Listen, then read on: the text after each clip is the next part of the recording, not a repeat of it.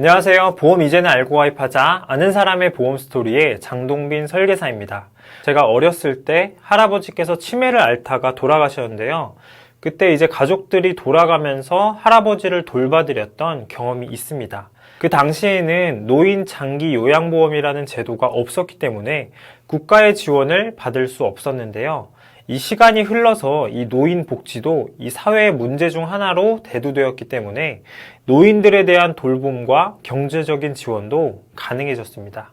오늘은 대표적인 노인 복지제도인 장기 요양보험제도가 무엇이고 어떤 사람이 그 대상이 되고 받을 수 있는 혜택은 무엇인지, 그리고 신청 절차에 대해서도 간단하게 설명을 드리도록 하겠습니다.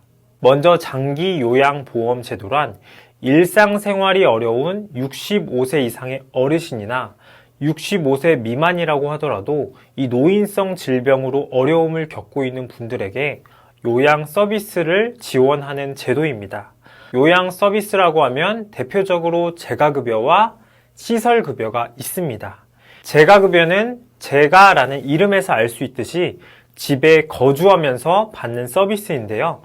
요양보호사가 집으로 방문해서 일상생활이나 간단한 가사활동 또는 병원 방문 등의 도움을 받을 수 있는 방문 요양이 있고, 간호사가 집으로 방문해 간호하는 이 방문 간호가 있습니다. 그리고 주야간 보호센터라고 해서 이 특정한 기관에 출퇴근하며 이 식사도 제공받고 여러 가지 활동과 돌봄을 받으실 수도 있습니다. 재가급여는 이렇게 집에 거주하면서 받으실 수 있는 서비스를 말합니다. 다음으로는 시설급여입니다. 시설급여는 요양원이라고 생각하시면 되겠습니다. 집이 아닌 요양원에 거주하면서 일상생활이나 신체활동 등의 돌봄을 받을 수 있습니다. 요양원은 요양병원과는 다른데요. 요양병원은 말 그대로 치료나 재활이 필요한 사람이 가는 곳으로 의사와 간호사가 상주하며 의료 서비스를 제공받을 수 있는 곳입니다. 그리고 요양병원 특성상 간병인이 있습니다. 요양원은 요양보호사 중심의 공간이고 이 계약된 의사가 한 달에 2번 시설에 방문하는 구조입니다. 요양원은 치료나 재활보다는 이 돌봄 서비스 위주의 공간이다, 이렇게 이해하시면 되겠습니다. 다음으로는 신청 대상입니다.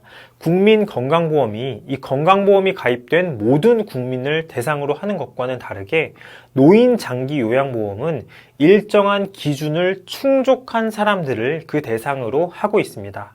바로 신청을 통해 장기 요양 등급을 받은 사람만 재가급여 또는 시설급여와 같은 이 비용 혜택을 받으실 수 있습니다.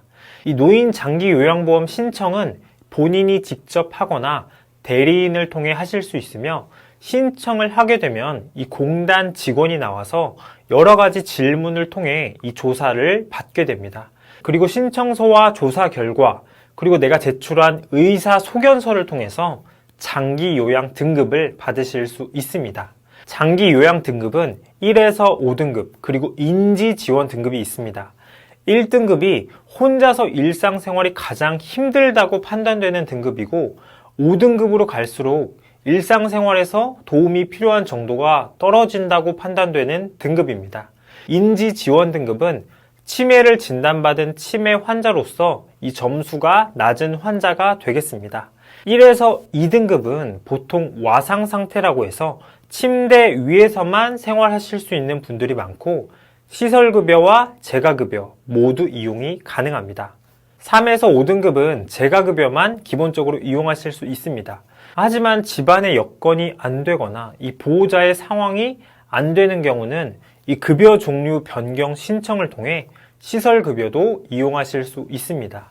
참고로 이렇게 등급에 따라서 재가급여를 이용할 때 보장하는 월 한도액이 다르고, 시설급여를 이용할 때 하루당 비용인 이 수가의 차이가 있습니다. 그리고 1에서 5등급 외에 인지 지원 등급은 재가급여 중에서 주야간 보호센터만 이용할 수 있다는 특징이 있습니다. 국가에서는 이러한 서비스를 이용할 때 비용의 일부를 지원합니다. 장기 요양 등급을 받으면 어떤 서비스를 받을지, 어떤 기관을 이용할지는 국가에서 정해주는 것이 아니라 스스로 찾아야 합니다. 국가에서는 요양원인 이렇게 시설급여를 이용하게 되면 비용의 80%를 지원해주고 나머지 20%는 본인이 부담해야 합니다. 그런데 식사 재료비와 이 미용비, 그리고 1인실 또는 2인실 같은 상급 침실 이용료는 비급여 항목으로 전액을 본인이 부담해야 합니다. 그리고 재가급여를 이용하게 된다면 국가에서는 85%를 보장하고 나머지 15%는 본인이 부담해야 합니다. 이렇게 수급자가 어떤 등급을 부여받았는지에 따라서 월 보장 한도액이 차이가 나는데요. 각자의 등급별로 정해진 한도액을 초과하는 금액은 전액을 본인이 부담해야 합니다. 이렇게 노인 장기 요양보험은 일상생활이 불편한 어르신들의 모든 비용을 책임져 주지는 않지만 상당 부분을 도와주고 있습니다. 2021년 기준으로 장기 요양 등급을 받은 사람은 95만 명 정도이며 2027년이 되면 145만 명까지 늘어날 것으로 보고 있습니다. 그리고 2022년 기준으로 노인 장기 요양 서비스를 이용하시는 분들의 80% 정도는 재가급여를 이용하였으며 20% 정도는 시설급여를 이용하였습니다. 여러분, 누구나 나이가 들어가고 늙어가고 일상생활에 어려움이 찾아올 수 있습니다. 노인 장기 요양보험 제도는 우리가 실제 노후를 살아가는 데 있어서 꼭 알아야 할 복지 제도입니다. 오늘 말씀드린 내용이 여러분들에게 도움이 되셨다면 구독과 좋아요를 눌러주세요. 시청해주셔서 감사합니다. 본 영상은 광고 심의 기준을 준수하였으며 유효기간은 심의일로부터 1년입니다.